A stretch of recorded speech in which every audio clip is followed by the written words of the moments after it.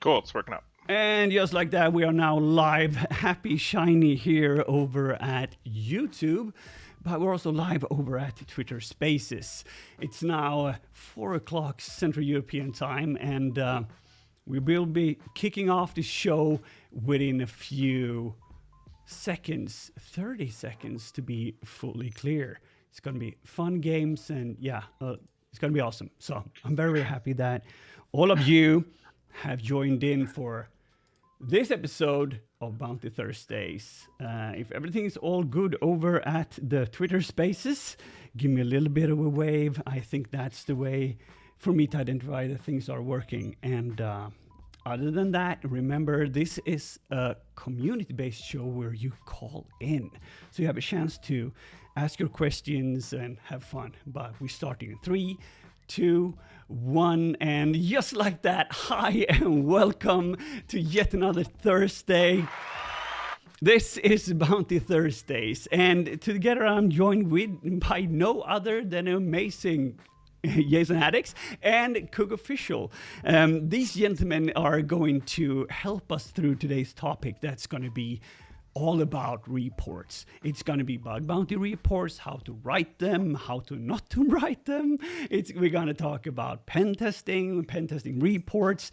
Yep, there's going to be a lot of fun stuff coming in. And KUGG, my man, you're going to be moderating the chat over at YouTube, right? Yeah, right on. Welcome, on. guys.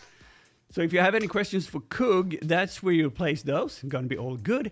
But if you also have any questions, you will be able to call in and ask that over at the Twitter Spaces. If you haven't already signed up for that, or maybe you're live here on YouTube, you have a chance to join in there as well. Okay, fun times. Normally, this is where I do a lot of things and talk about how interesting things are in this space. But yep, it's such a stacked episode, and we only got 1 hour. So without further ado, I think we're going to start the conversation straight off. What do you say about that, Jason Haddix?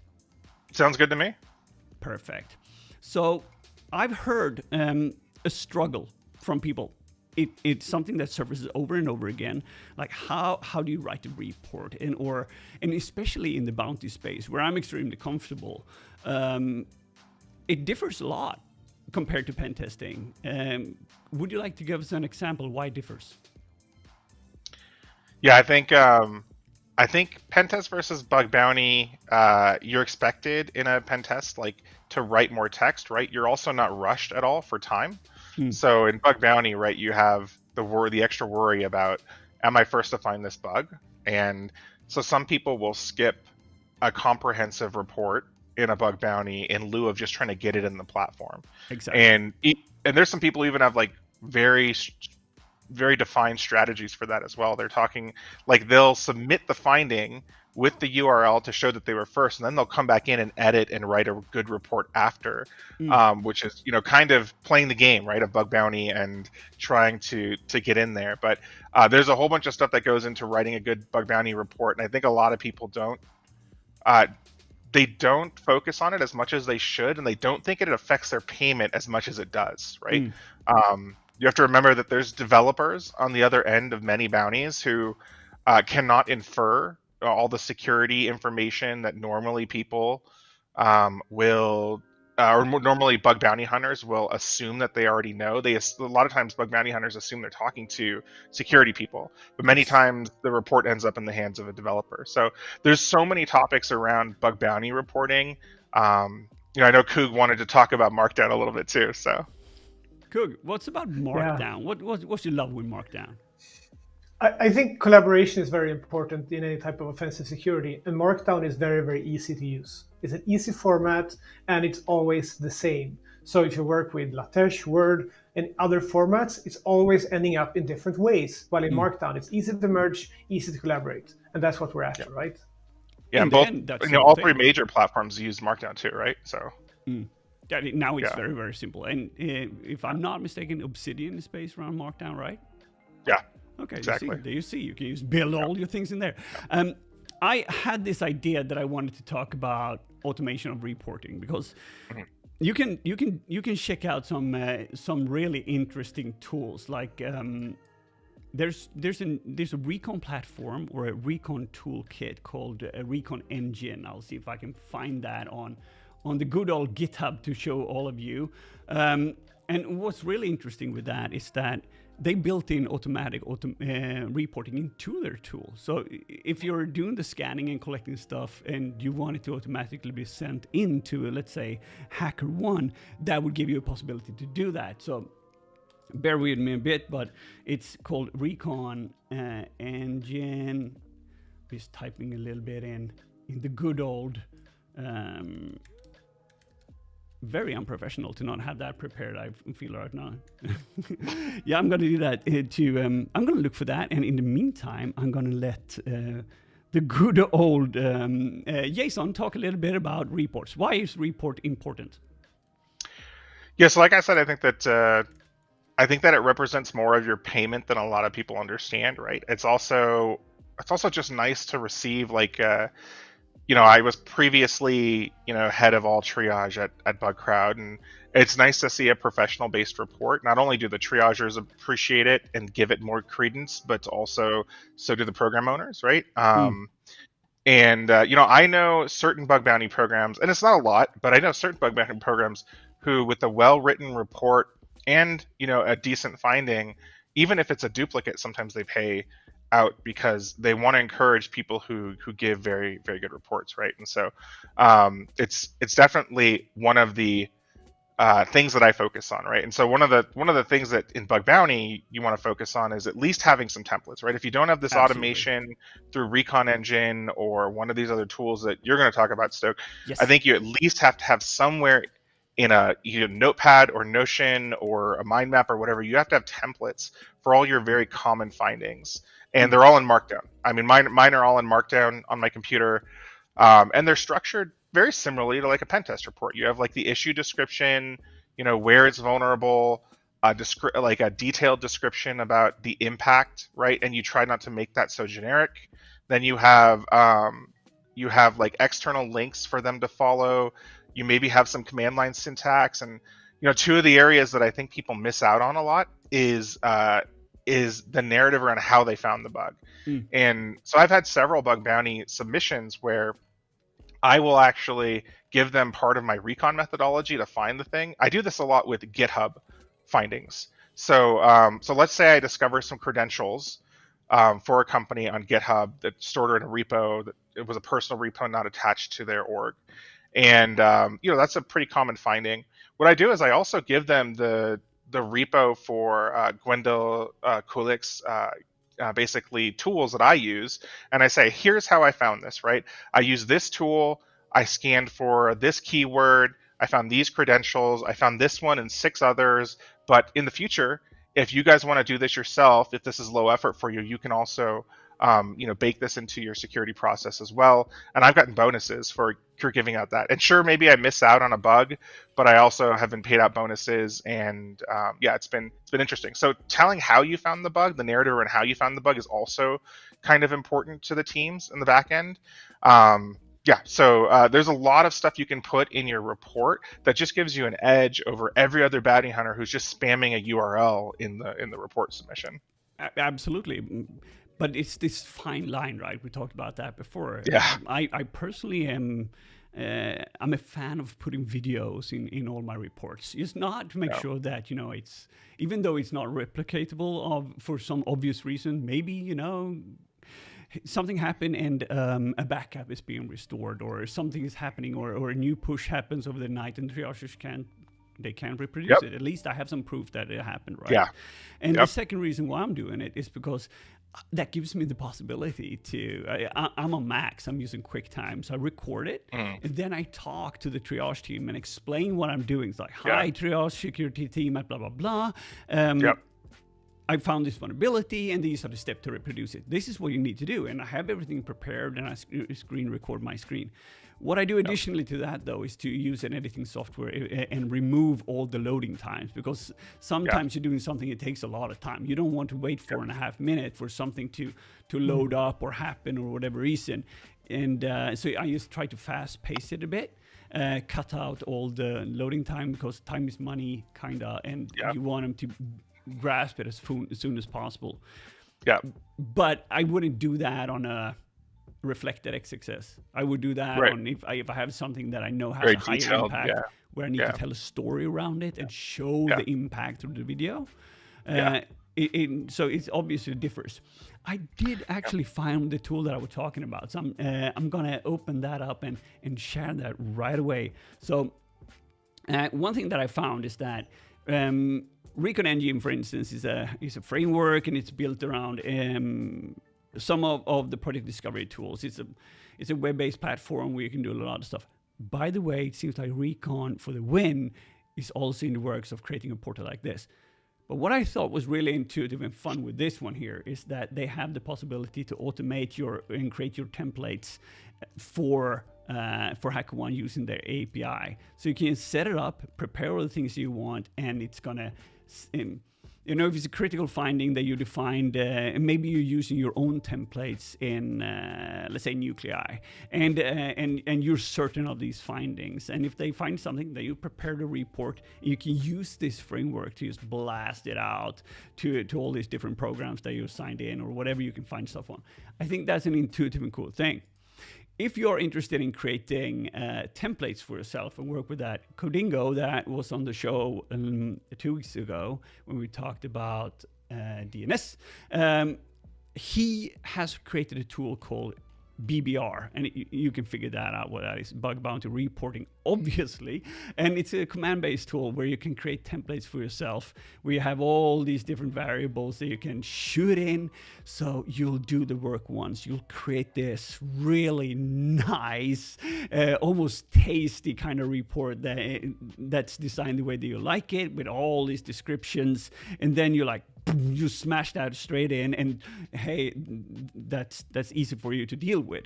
It's one of those ways where your life will become easier. Combine this together with tools like Nuclei and others, you have more or less kind of automated your recon processing.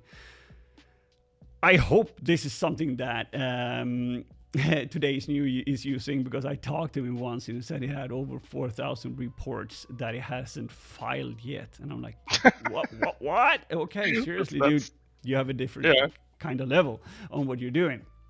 Last but not least, I wanted to talk about this Git repo by Ivan Modim.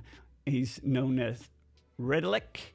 And it's redlek/HackerOne-reports. And what's really interesting with that one is that he collects all these top different bug classes and reports that come in, and it's continuously being updated, every now and then with information related to, let's say, the top 100 upvoted reports and their payments and how much upvotes and certain things. And what I think is really interesting when it comes to that, it's the possibility to be inspired, not only by looking at the Hacktivity one, but you will see how other people write their reports. And then you can take nuggets like, oh, I really like this. This seems like a good conversation.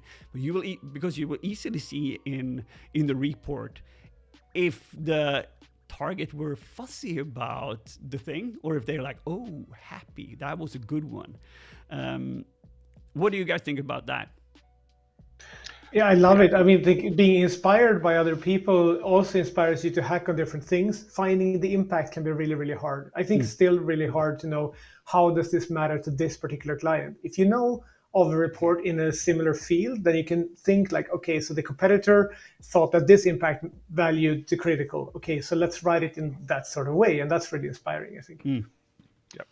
I think that, I think that writing impact has to be somewhat custom, right? Like a lot of people will take the default OWASP, definition of any, specific vulnerability, and they will attempt to just put that impact in there, right? And some of the ones that I've seen that are non-standard bugs, where doing custom impact was important, was like GDPR violations, right? Like if you're hacking like a European company, is like just put in the word, this is a breach of GDPR. Even though it's not crazy data in the report, like, basically it makes them escalate the bug, internally or something like that. And then STÖK was talking about videos and videos and videos earlier, and I mean, just so you guys know, a peek behind the curtain, right? Like I worked at BugCrowd for 5 years, right? And when a bug is super, super technical to the point where either the triager can't reproduce it themselves, or it requires like complex chaining or something like that, like they always ask for a video anyway. So if your bug is beyond a little bit beyond XSS, it's in your advantage to record a video anyway. And there's plenty of screen recording software out there. It also, like STÖK says, saves your progress basically, so that I've had multiple bug bounty submissions where I find a SQL injection and the company I'm after has a security operations group, and they patch it via virtual patching, like a WAF or something like that, right? And I can no longer do the attack. But I've already reported, and then the bug bounty team is a different team inside of that business, and so they can't reproduce it, and BugCrowd can't reproduce it, and so they're like, "Oh, we're not going to pay you. This is not valid." And so my videos and my screenshots have saved me in those areas, right? Because I had proof. Sometimes I pull out just like a little bit of data to show I can, I was in there and I had like the table names or whatever, and so screenshots and videos also will save you a lot of heartache from people who have faster operations teams that will patch things, or maybe you get blacklisted by a WAF or something because you're blasting SQL injection strings at them or something like that. So there's multiple reasons why you should do screenshots and videos inside of anything that's more than like a basic bug in bug bounty. Yeah. So we learn now that it's important to state the impact, of course, but also, tell the story around what's possible and doable. And then you not say, this is critical. This is a P1 for obviously the reason that you think it is that. It's not going to escalate it. But one trick is to get into the mind of the organization, understand what does this target need. If you understand what they value, let's say GDPR could be one thing, but farming GDPR, not cool. But if you have a possibility to, dig into a company, I usually compare this. If you would be able to find an IP address and an email on, let's say, MailChimp, it wouldn't be the world. I mean, they're like, okay, man, that's kind of what we do. But if you will find the IP address and the email address of a driver on Uber or a rider on Uber, it would be extremely problematic for them. So it's just different thing. PII means a lot of them in that case. So understanding what kind of bugs different companies are looking for, and then understand the value in that, it's going to give you a better understanding and get reports that actually pay.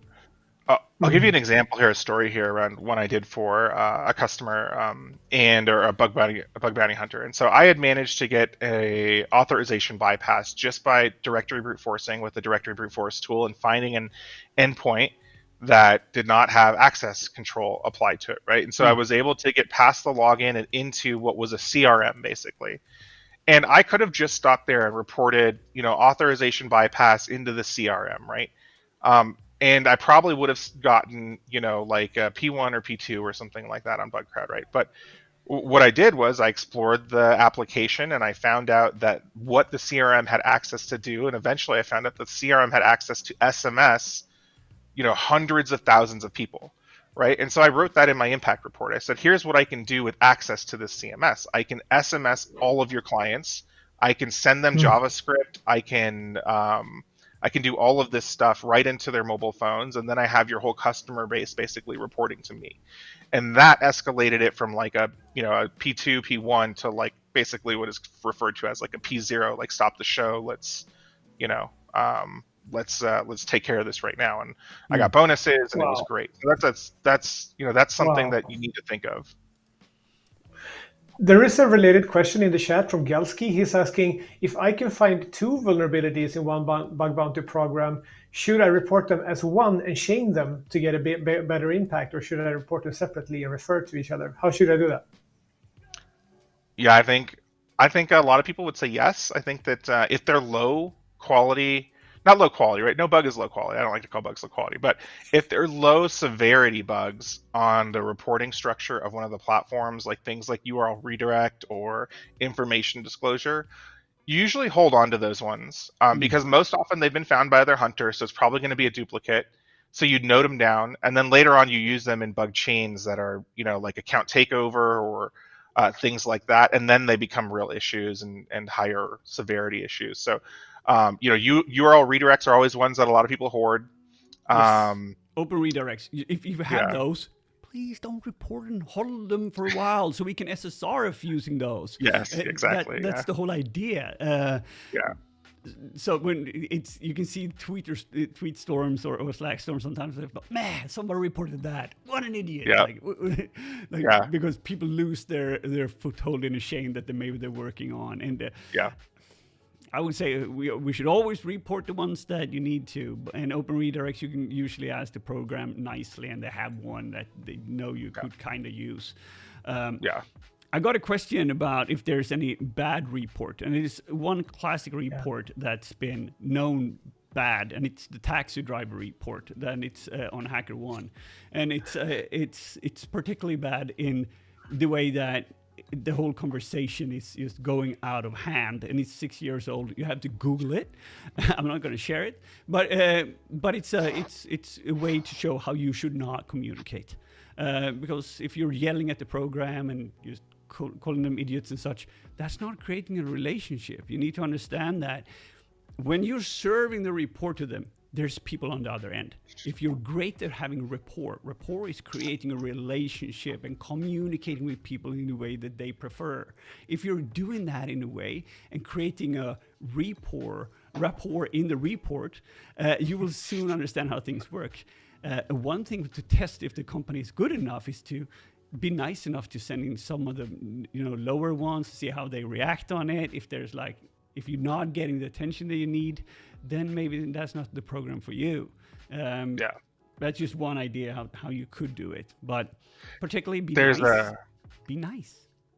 Yeah, definitely don't ever be mean to the triagers, right? Like they're people and they remember. So like it never behooves you to either on Twitter or anywhere else to like be rude to triagers, honestly. Like I know that a lot of bug bounty hunters have issues with triage groups, but really they're the salt of the earth, and they're the people doing hundreds of submissions behind the scenes.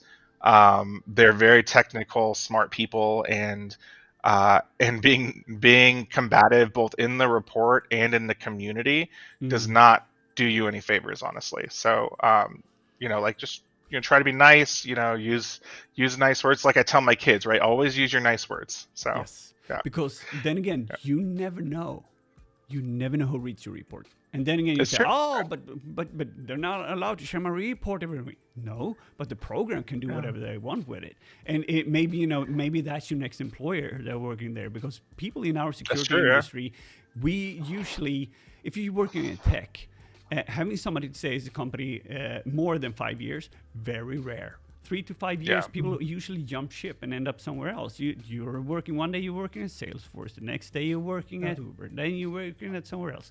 People jump around, and I'm not saying that they keep grudges, but if you are a communicative and nice person, that just takes that extra time when it comes to just showing that you're really interested, and not having any bounty please sir requests coming in, it would be it's up to the program, and they usually reward you if you're being good. And if they not, then you swallow it and you move on to the next one. You don't throw a fit. That's the skill. So I have a spicy one for you guys. I'm interested in hearing how you feel about this. So I ran an experiment, I want to say 3 or 4 weeks ago, where I had a whole bunch of like nuclei level low findings, right? Mm-hmm. Things like expired certs and like other random stuff, like stuff you'd really never report. And I wanted to run like a control group across a whole bunch of different bounties to see what if an organization had 6 or 7 or 10 or 15 of these, if I report them as a batch of 15 in one submission, would they pay me? And overall, across all the programs I did this with, most did pay me at a low level finding for one issue, for reporting in batches, so they could take care of it in like one big fell swoop. How do you guys feel about this? I'm interested. You mean like if it's a one fix, one payout, or that you found a lot of them? Because if you I found mean, like 4,000 SSRFs and you sent them in, no, those no, no, in, no, no. These are all low-level things, like okay, super low-level things, like information disclosure, like verbose error messages, SSL certs, sometimes directory listing with no impact really. Things that they probably are going to fix because they're not good hygiene, yeah, but they're not. They don't have a lot of impact, right? But I reported them in groups to see if the the package of them they would want to pay for as a low. And I even said that in the beginning of my submission. I said, hey, I understand that you normally don't pay for these things. They're pretty informational, but they'll probably get fixed in the end. You'll probably want to fix them in the end, and I'm reporting them in a big group. Would you be open to be paying a low severity report for all 15 of these issues or something like that?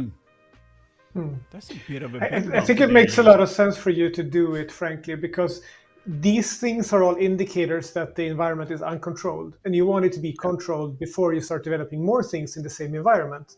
So there is a value to doing this, getting attention to it, specifically if you submit one report per endpoint, because it might be different people responsible for the different endpoints or app, if you will.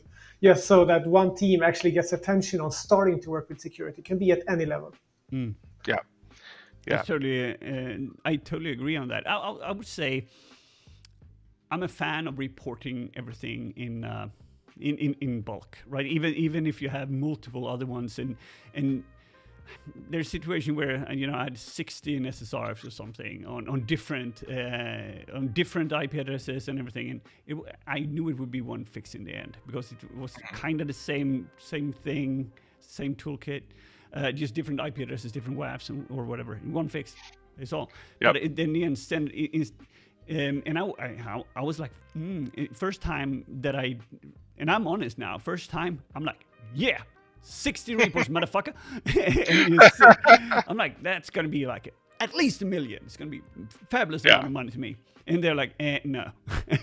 Yeah, all one same issue. Yeah, it's all same fix. And then you learn, like, okay, so instead of me being happy about that, I'm like, okay, next time I'm going to be street smart about it and say, okay, I'm going to report all these together at one, and then you explain the situation and say, okay, and this is what you can do. And then I got a bonus instead, and then felt better because instead of just missing out and just getting one paid and 12 dupes on your own, like, or closes as soon as if you're hacking a hacker one, you get self-close, please. That's like, you really don't want to do that. It's terrible. We are at the half-hour mark, gentlemen.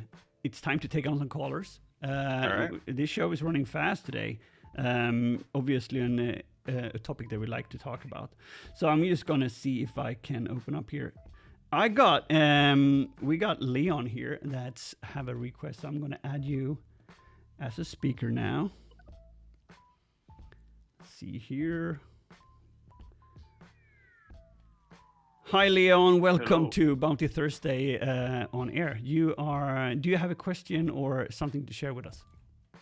I have something to share with you all. Awesome. So, yeah, one tip I like to give to some hackers, I have 1 year of experience on ethical hacking, is that look at local laws of some countries.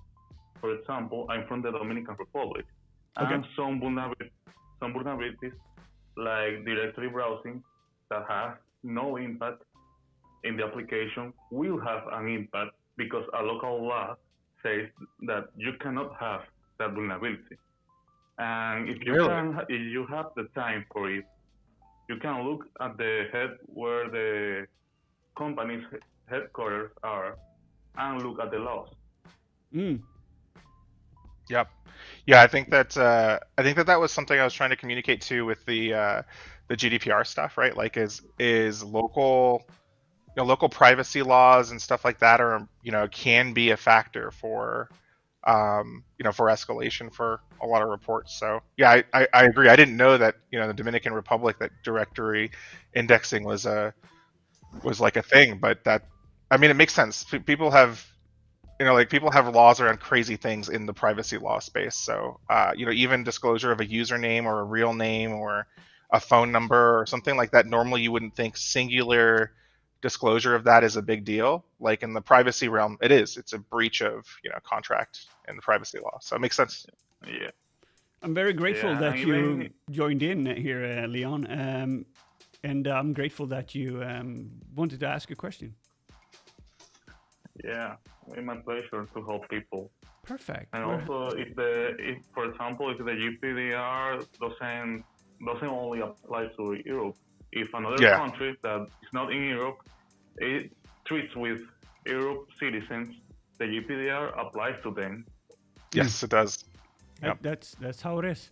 Very grateful that you joined in, and I'm going to remove you now. Thank you very much for asking your question. Okay, if anyone else have any question, all you need to do is to send out that request, and now we'll be able to add you to the stream. All good. KUGG, do we have any questions coming in on the chat that you want to ventilate? Yes, we have Awesome. an unusual amount of really, really good questions. One good question that I think we might not be able to answer, but we'll try. How does PII, personally identifiable information, translate into CVSS scores? Just today, I found an EDOR leaking a mass PII, email, first name, last name, coupon code, etc. But the triage team ends up with a high because it's CVSS being used, and CVSS says it's just information leak without explaining it further. Like how can this guy actually get the most out of that finding? I think it sounds like a really good finding, frankly. Oh, I know Rennie Pack on Twitter too. So right. yeah, absolutely. You know when you're on the Twitters, you recognize usernames, right? So yeah, absolutely. So you got to write it. Like I would probably put it at the top of the report. Like I would move impact to the top of the report and be like, hey, although this is an informational via CVSS, via data leakage standards by the amount of data that's being exposed and via data privacy laws by where this business operates, this is a critical submission. I wouldn't say critical. I never try to tell them what to do, but I would say that this is not your average information disclosure bug. And I would put that right up at the top. And then it's okay to ask them to have the customer also weigh in, right? So I do this a lot on BugCrowd, and I say, hey, this one is not your average report as well. Will you please make sure that the client takes a look at it, because it could have GDPR. Basically things attached to it, and so right away, maybe they will do that for you. Maybe they won't. Who knows? The triage depends on what the triagers feel, right? They're the first kind of wall you have to get by. But yeah, I mean, I would say a bug like that should not specifically just be rated on CVSS. And I thought that CVS had a modifier somewhere in the calculator that's not just a vulnerability lever, but also like a privacy lever. Maybe I'm thinking the OWASP risk rating score instead of CVSS. But a lot of risk rating calculators, they'll have the technical impact and the categorization of the bug, but they'll also have this lever of like, the PII impact. And so, there's been a lot of talk about this in Bug Bounty, right? That a lot of platforms verbatim use CVSS, and maybe it's not the best metric to rate bugs on as a platform.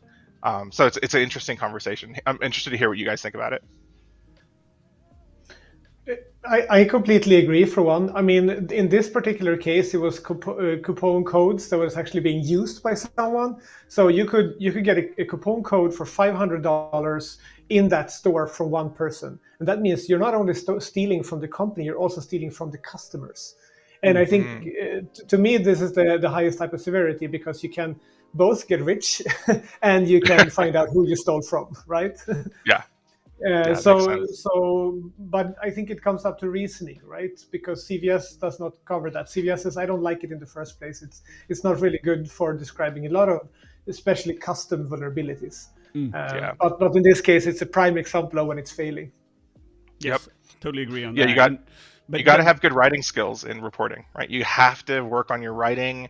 You have to use like a spell checker and Grammarly, and you just got to get really used to reporting things in a narrative, basically, and well explained. So that brings us into the next segment of the show, which is not bug bounty reports, but pentesting reports. Yeah. That is something that I know you, Jason, are extremely comfortable in, and KUGG too. Like 20 plus years of writing those. I hate them. That's my life, but then again, it's a different story. So let's move on into that part. What do you say, Jason? Do you have anything that you want to add, particularly to that?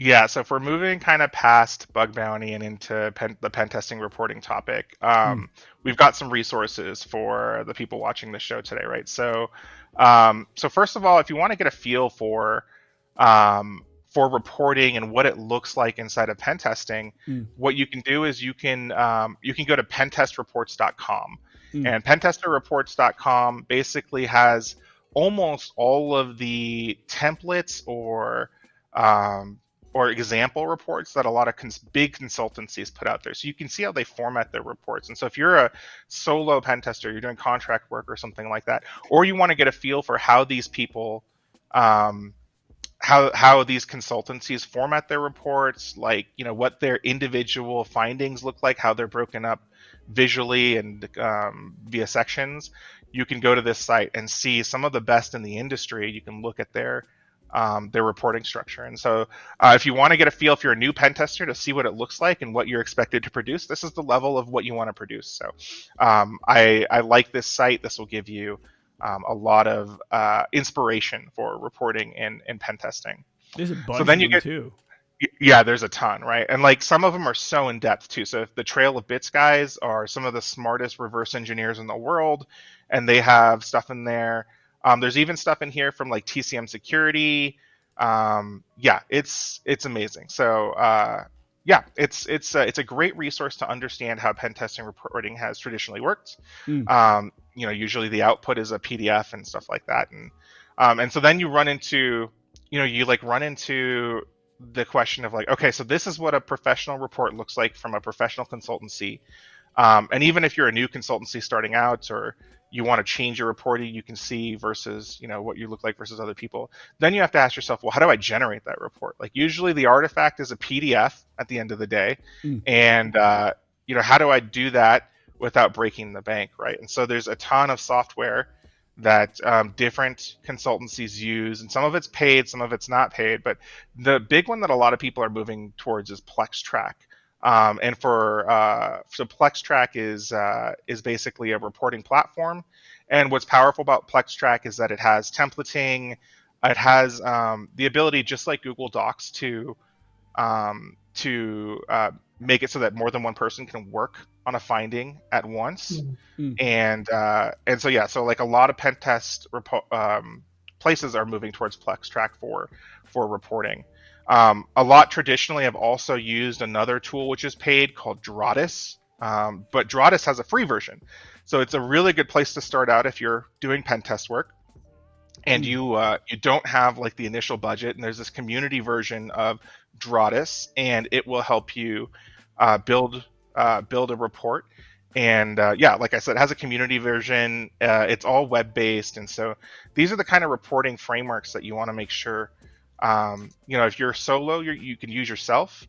And if you're as part of a consultancy and you want to take this and make it not as painful, right? Because reporting is usually the most painful part of a pen test job. You got to have like a good web framework that allows your pen testers to abstract it as much as possible. And even in the pen test space, a lot of people are moving towards actually just having the pen testers work with the technical writer to help them build the reports. So the brunt isn't mostly on them. So those are the paid options. And then you're like, okay, well, I don't really have any money as a solo pen tester, right? I'm taking contract work, or maybe I'm doing these pen tests for some of the platforms now, like BugCrowd, HackerOne, Integrity, all have pen test programs as well. There's several open source projects that you can set up yourself if you just look up reporting framework for pen test. One is called Vulnrepo, which is a GitHub project where you can stand it up yourself and build reports out of HTML and text, and eventually export to a PDF. So this is one that I found that looked, you know, perfectly adequate for a lot of stuff and things like that. So that is kind of the ladder that you move up when you're looking at like reporting software and stuff like that, and you know how you want to compare. There's another one called PwnDoc, which is also really good. STÖK is in here behind the scenes. He's grabbing all of our links from our document. It's the first one in the table. Yeah. I'm running through. Hey, I'm He's been producing working stuff. like that. No, it's great. It's great. I'm doing this on the fly. Yeah. Live production. Yeah. So PwnDoc is also really cool. Yeah. I mean, so there's I think 4 or 5 of these open source frameworks that allow you to create a docx. And they're web frameworks that allow you to also keep your templates, as we were discussing before. If you have a template for a finding, allows you to keep it saved in the framework and add it to every report going forward. And so there's a lot of really cool resources for reporting nowadays. Back when I was a pen tester full-time, now I only do contract work, but when I was a pen tester full-time, going 24/7, holy crap, was it such... There's none of this stuff existed. Dratis was the only one that existed, and it was really expensive back then. And reporting was it was so evil. It was like the bane of your existence when you're doing full-time pen testing. So the agony and the pain. All the hacks are fun, writing the reports not so much. Not so fun. A lot of people are commenting like how much time it saves them to have templating, and I think templating is something that you do. I mean, you are the one who's saving your template of the thing. If you're writing XSS in a certain way, that template is something you have to write. Usually, when I write a report as a pen tester or as bug bounty, I'm always time constrained. And that means that I have to do that like in the slack time between assignments, is copy from some old reports, anonymize them, make sure that they can get into my template wiki or wherever you're storing your templates. Yeah. A lot of people use Notion, like you guys mentioned, right? Notion is a good place if you're doing bug bounty hunting to keep the templates. Even if you're doing pen testing, you can keep a lot of your text in there and share it across multiple people. And I mean, the old school way to do it is just do Google Docs, right? Like, so you just create a Google Docs template and a findings template and a findings document. So you keep 2 separate docs. So one is your reporting template and the other one is your vulnerability templates. And then you just copy and paste into the Google Doc. The problem that you run into that when you're doing it is like copy and paste format issues, and you always have to fix it up before it goes live. You have to remember to remove all the placeholders. Like the web frameworks take all of that away from you, right? They have variables for client name, and you're never going to have like an out of like production wise, you're never going to have a document that looks kind of jacked up because you forgot to remove like a tab or an indentation or things like that. So yeah. And it makes a lot of sense, and I think it's really great that we showed some of the templates that's being used, and a lot of people, particularly, I don't see bug bounty as a full-time job, but that's just me personally, and it's a great hobby for me. It's a way for me to exercise my demons on really hard targets and poke at things where I know that I'm going to be in a safe harbor, and I see it a little bit like running with weights. It's hard, but it trains me, and I become better when I'm using it. And it strengthens me in many ways compared to, doing an ordinary pen test. But there's a big difference because I can ignore reporting a lot of stuff. In pen test, you really can't. You cannot. This is true. Yeah. Pen tests are, people are paying for coverage, right? So. Yes. Yeah, I don't know who it was, but someone in the chat mentioned that you're working on your own terms for working with bug bounty, whereas on Pentest you're working on the client's terms. I think that makes a lot of sense. Sorry for not remembering your name there, but I think it makes a lot of sense. And if there is one bug class that you found during a pen test, I usually take that for a spin in the bug bounty world just to see how prevalent this is, and that can also give me a hint of how to advise my clients. Like I can tell my clients that this type of bug is pretty actively exploited in different places. We can see it here and here, or this bug is not found because there's no other reports, no one's doing it. No one cares about that bug class, for instance. But it doesn't mean that they don't care about the bug class. Never underestimate the power of finding new research. Because it's easy to say, oh, yeah, no, we don't do that anymore. But it's like right now, IoT is in the 90s. We need to secure things again and think about things, because everybody is just pushing things so fast to be able to,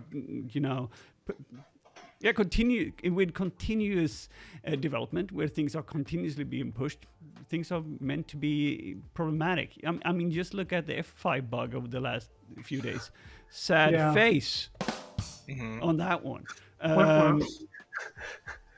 But that's You guys want to throw a spicy topic into here real quick? Yes. Go ahead. Okay, so have you guys been following the stuff with Shubs kind of getting some flack on Twitter about his recent Oday disclosure? I haven't. Please tell us. Okay, so Shubs, very popular, very smart dude in the bug bounty hunter community, works for Asset Now, and they found an Oday vulnerability in, I can't remember which software it was right now, but they reported it across not only the program for the software owner, but also it was as a COTS piece of software, a paid piece of software, but also everyone who was using that software that they could find. And that is like the bug bounty game. And so they reported it. Some people accepted it as clients of that software. Some people didn't. They said, hey, this should be fixed by the upstream, software provider. But it blew up on Twitter for a couple days where people were basically giving him shit, unjustly, in my opinion, for doing this, for reporting across all of the client companies. And I'll go first here on my opinion where's on the doing ethical problem with that, though? I want to hear your opinion on this. Go ahead. Okay, so I commented on the thread a couple of times, and it was like, first of all, don't hate the player, hate the game, right? Like this is how bug bounty works right now. Yes. And the reason I say this, and I kind of jest, right, is a vulnerability report to every company that receives one is a question of risk at the end of the day. And if a company chooses to not want to accept the risk for the time it's going to take for the upstream provider to fix the vulnerability, and the vulnerability is known and it's now out there, or attackers could have already been exploiting, that's their choice. And they get the choice to pay or not. It's not the upstream provider that should be deciding that for every company. Let's take an example of I own a company, right? Haddix.com, and you find an Oday in WordPress, right? I may be very risk adverse, and I may say, hey, I have private shit on here.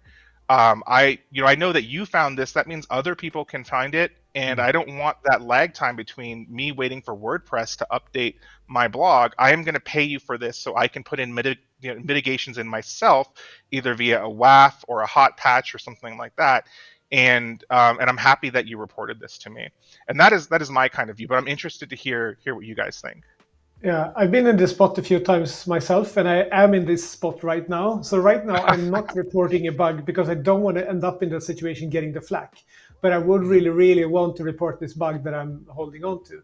The last time I did this was we reported the RCE that gave you straight root on an IBM machine, and from the internet, and it was internet exposed, and it was used by banks. So it was pretty shit. And we were a big company. I was working for F-Secure at that time, and we contacted every single bank in the world pretty much because we had business relationship with all of them. So we could do that responsibly. But first we contacted IBM, of course, and gave them a heads up. But this was something we could do because we had confidential channels to all of them. And IBM obviously gave us a lot of shit for doing so. But I felt that it was the right thing to do because it was one packet, instant root. Yeah. Yeah, it makes sense to me, right? None of those banks want to have latent risk for that long, right? But patches sometimes takes 30 to 60 to 90 days if you follow like the way that Google Project Zero gives basically 30 days disclosure, and if you follow any of those bugs that they've submitted, a lot of times people will need more than the 30 days. They'll need extensions. People need to sift through the code, and the fix is not as easy as a lot of people. Even though the exploitation is really easy, the fix is not as easy as people expect it to be. And so, if word gets out about that vulnerability, or that vulnerability had already been found, the bug hunter is actually the second or third person to find it, it makes total sense that the program would want to pay to know that, and then also eliminate the risk on their side if they can. Yeah, I think what matters if this is a community matter, if this is open source, then you can handle this differently than if it's a proprietary software and like one program where you can contact it on one point. If you are working with an open source ecosystem and you find a bug in the language, which I tend to do, then you have to work with the community to fix that in the best, most appropriate way. And that's why I'm doing it this time around. The language bug I'm sitting on right now, I cannot just report it on one project, which I initially was about to do. I need to report it to the language and have that fixed centrally, probably. Yeah. What do you think? The whole idea. You're on the fence? No, I'm like, don't hate the game. That's the whole thing. I mean, if you find the kind of research and you have the possibility to do whatever, it's like, think about it for a second. You know, if it's, let's say that you're exposing something to the internet you shouldn't be exposing, like a management portal or something, that's on you. So even though and it's very easy for you with one fix to solve that.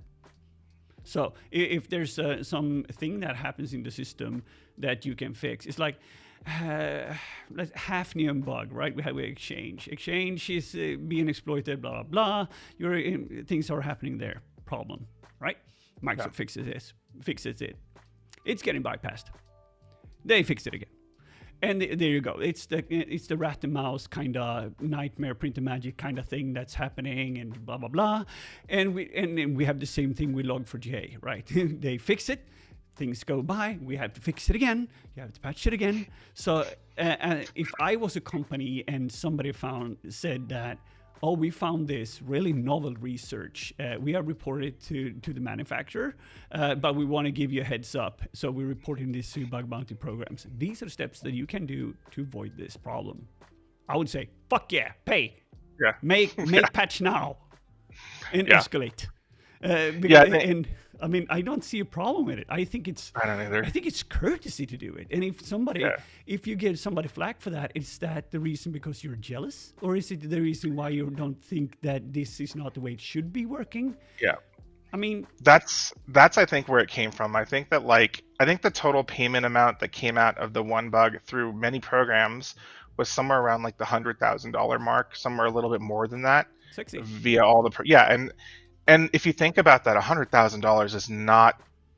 It doesn't even come close to what that bug's worth on the dark web, basically, right? Mm. And I'm talking real dark web, right? Like, what will people pay to get like a remote code web, exploits to, I think it was like 5 or 6% of the internet runs this software or something like that. So, we're able to RCE. That's nuts. Yeah, RCE, yeah. Okay, beautiful. Yeah. Like ransomware? Yeah. Would you ransomware that? You will get some possibility to execute internally. How much money would that be? I mean, insane amount of money. So, I think it was just jealousy. I'm very, very, very, very non-biased when it comes to that. I'm like, okay, things broken, you put it on the internet, you either pay or you're shamed. But that's my reason. That's the way I think about it. And but then you need to be graceful, like I said. You need to communicate it. And once again, if you write a really freaking banger of a report, this is because now you got time. You're the first one on this, and you got a lot of time to fine tune this. You can make custom videos saying like, "Hi, dear program, it's very nice to see you. I found this really interesting bug in your system, and it's, quite scary. You have a chance to fix that. Some of my friends here, I got 2 of them. We have decided to send this report for you. Would you be interested to fixing this for a fine amount of whatever thing that you feel appropriate? Thank you. Yeah. Here's the fix." It's almost like that last part is really, really important, right? It's like, hey, you don't have to accept this. A lot of people won't, but if you want to mitigate the risk, early on, we're giving you the opportunity to do that. And that part of the deal or preface or whatever you want to call it is really important, right? Because they don't have to. They could just say, we're going to wait for the vendor to come out for a patch. We have a policy that says 0 days. We don't pay on 0 days for 30 days. There may be all kinds of stuff in place. I've also seen companies, and I've been on the back end of many bounties where they violate their own rules even. So they'll be like, we have a 30-day rule, but you'll send a remote web 0 day that's like, KUGG's talking about, one packet gets you root on a web, some web server or something like that. And they're like, yeah, normally we don't do 0 days, but this one's pretty bad. So we decided to pay you. But if you not, that's the fine difference. If you communicate, how I found this, I'm really worried about your service. I'm a Vivid user, and I will just make sure that it's all good. My suggestion is that this is defined as a whatever CVSS scored are, and then you say, and just leave it at that, and then let it go and move on to the next. Yeah, don't expect anything, right? Universe will then provide you with massive riches Yeah. that you will be happy, and everybody's gonna be glad. All right, that was Yeah, that topic. I we've know we been had more talking a lot. questions, KUGG, so I want to make sure we have some time for the other questions. Yeah. Yeah, so there is a lot of questions about like how to make impact. Impact is so important, but what is actually impact? What is it that shows that someone's made an impact? Right. So you got to think about the site that you're hacking, right? So like many times when I'm reporting a bug bounty finding and I get access to the platform, my whole goal for the report is to prove impact at that point, right? Because I've got access to the platform. So I'm really good at finding authorization bypass, whether it be OAuth or just directory brute forcing, finding config files, like whatever, right?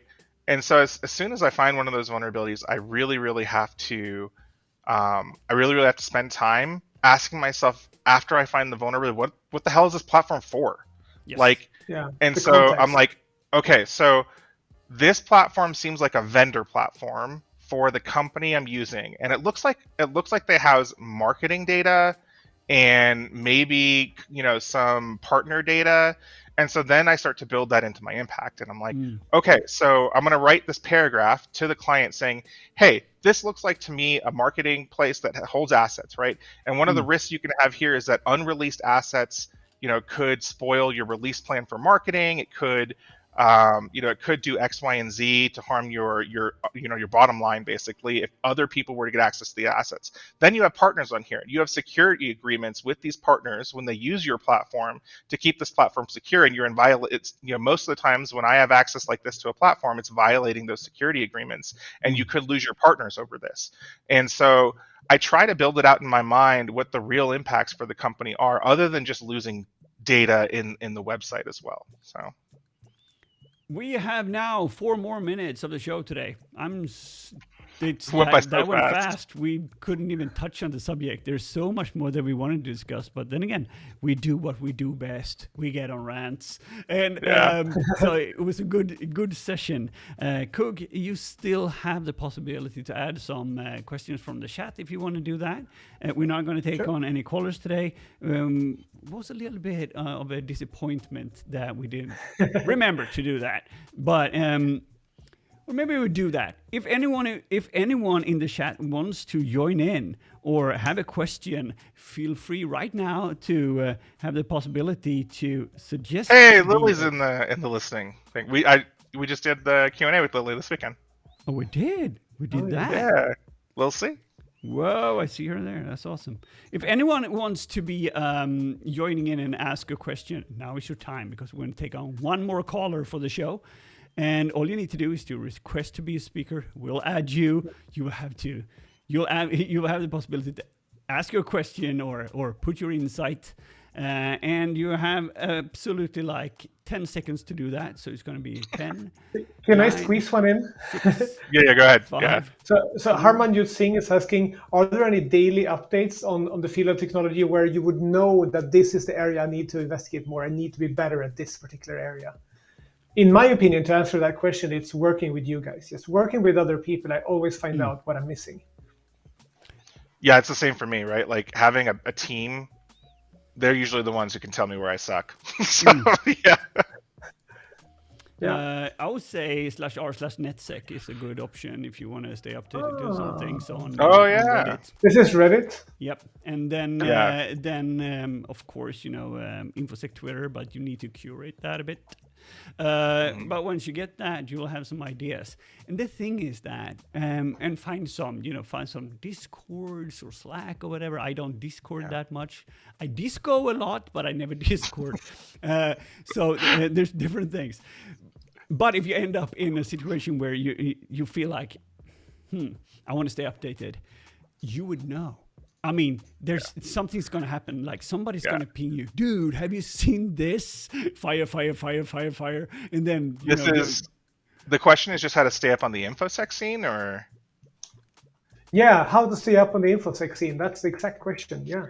Okay. So there's a couple of newsletters as well. So SecurityB and Integri's Bug Bites are two of the bug bounty ones that are excellent, and they kind of wrap up what's happened during the week or the month or whatever in the bug bounty scene. So you get like a good exposure for what's happening there. In the pen test world and kind of the CVE disclosure world, I'm sure there's similar things. I use Reddit NetSec for a lot of that stuff because it gets upvoted to the top. And then it usually just comes across my Twitter feed with everyone I follow. So, yeah. Yeah. One place where you shouldn't be investing your time in trying to find information is LinkedIn. So, but you can use that for marketing. It's very useful for that. Other than that, you find a group of people that you like and talk to, and they will help you stay on track. That's the way it is. That's everything we have for today, gentlemen. It's, as always, a great pleasure having you on. We will be back again in 2 new weeks and see where we can talk about then. So, all the links to all the things that we talked about, it's going to be found over at stokefrederick.com/Bounty Thursdays as soon as I have the possibility to copy that from the note.